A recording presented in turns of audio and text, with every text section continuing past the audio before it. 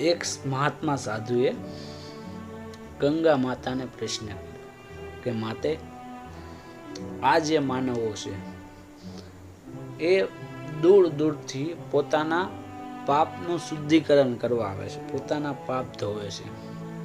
હવે આ જે લોકોના પાપ ભેગા થાય એનું તમે શું કરો છો? ગંગા માએ પણ મસ્ત જવાબ આપ્યો કે આ જે પાપ ધોઈને જાય છે ને એ પાપ હું રાખતી નથી. એ બધા પાપ ધોવાઈને સાગરમાં વયા જાય છે.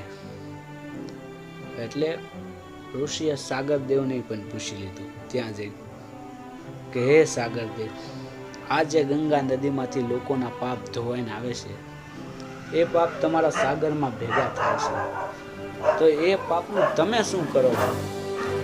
સાગરદેવે પણ મસ્ત જવાબ આપ્યો કે આ જે પાપ ધોવાયેલા છે એ બાષ્પીભવન થઈને વરુણ દેવ આગળ જાય છે, બધા વયા જાય છે, અહીંયા કોઈના પાપ રહેતા નથી.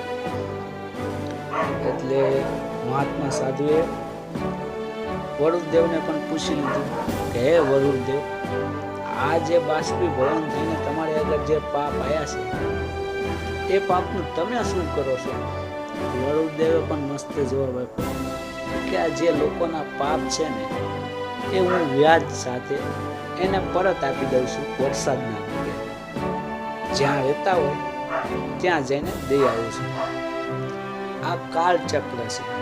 વ્યક્તિ જેવું કર્મ કરે છે એવું જ ફળ મળે છે. એ પછી ગંગા નદીમાંથી નાય કે ગમે ત્યાં નાય, પાપ એનું એ જ રહેશે.